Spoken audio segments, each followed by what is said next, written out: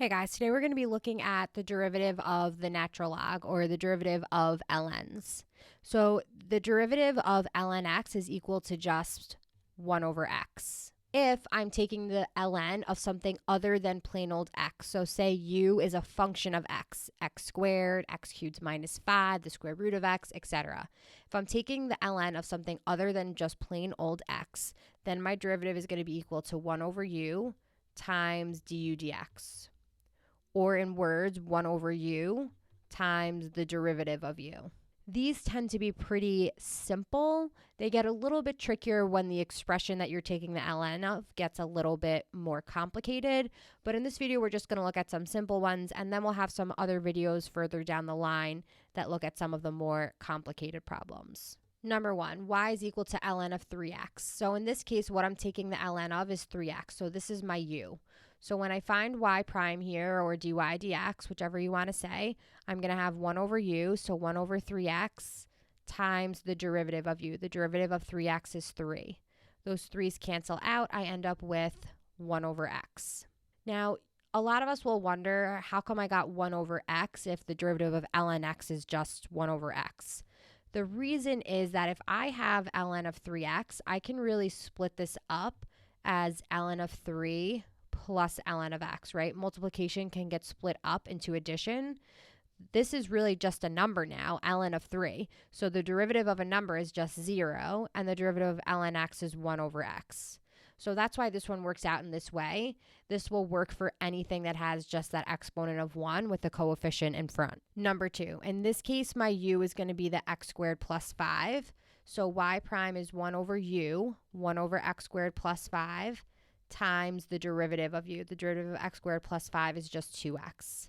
So no simplification here. Y prime is just going to be 2x over x squared plus 5. Number 3, u in this case is the 3x squared minus x plus 2. When I find y prime, I'm going to leave that 4 in front, and then I'm going to have 1 over u is 3x squared minus x plus 2 times the derivative of u. So the derivative of this, I'm just going to stick in the numerator here to save myself a step. So that's going to be 6x minus 1.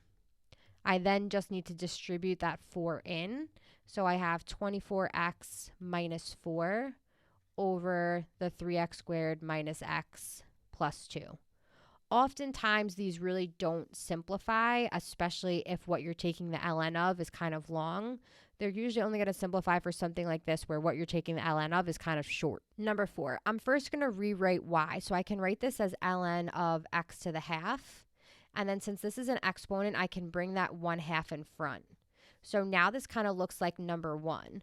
Y prime is just going to be a half times the derivative of ln x, which is 1 over x.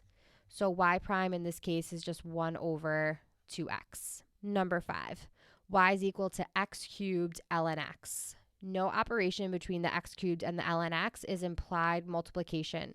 So I'm going to use a product rule here.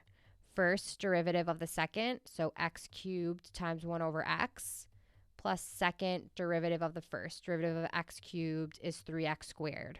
When I simplify this first term, x cubed divided by x is x squared. And then the second term just looks a little bit nicer with the 3x squared in the front. But that's it for y prime on number 5. Number 6, y is equal to ln cubed x squared plus 4. So this notation is similar to that trig notation where you have something like sine cubed of x squared plus 4.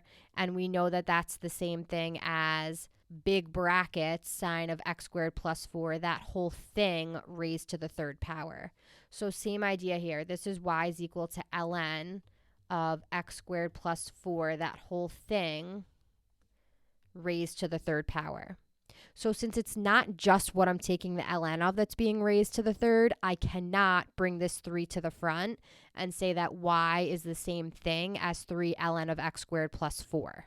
What I have to do instead is start with a chain rule where the ln of x squared plus 4 is the inside. So I am going to bring that 3 to the front. I drop the exponent by 1.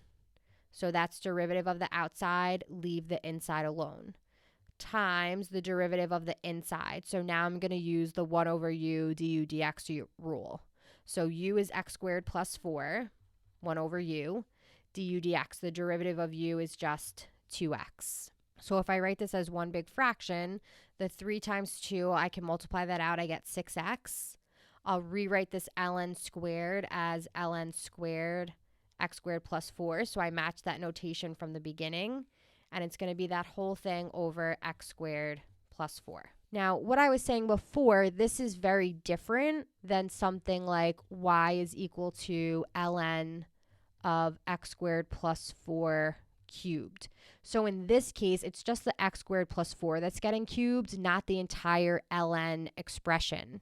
So in this case, I can bring that 3 to the front and now use my ln rule, where y prime would be 3 times u in the denominator, du dx in the numerator. So in this case, I would just end up with 6x over x squared plus 4 as my derivative. 7, y is equal to the cube root of ln x. So I'm going to rewrite this first as ln of x to the 1/3. Again, this cube root is over the entire ln x, so it's this entire ln x function that's being raised to the 1/3 power. So when I do a derivative here, I'm going to use a chain rule where ln x is the inside and something to the third is the outside. So I'm going to bring the 1/3 to the front, leave the inside alone, and subtract the exponent by 1. So 1/3 minus 1, that's 1 minus 3 in the numerator, so that's going to be negative 2/3 times the derivative of the inside. The derivative of ln x is 1 over x. So if I clean this up a little bit, I have a 1/3 here and a negative exponent here. So I know I'm going to need a fraction where a 3 and the ln x is going to be in the denominator. So I have 3. I also have an x in the denominator from over here, so I'll stick that together. And then this ln x is going to be ln x to the positive 2/3.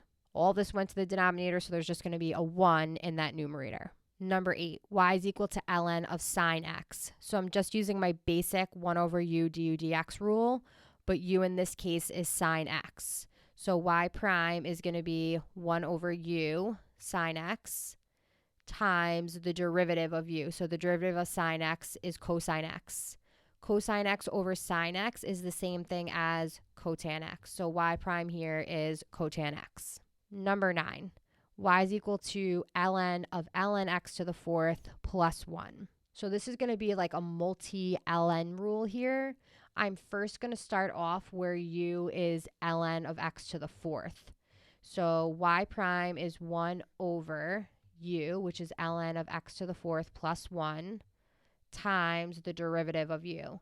So now when I do the derivative of u, which was ln of x to the 4th plus 1, I use an ln rule again. This time where the x to the 4th plus 1 is my u. So I'll have 1 over u, which is now just x to the 4th plus 1, times the derivative of u. The derivative of x to the 4th plus 1 is 4x cubed.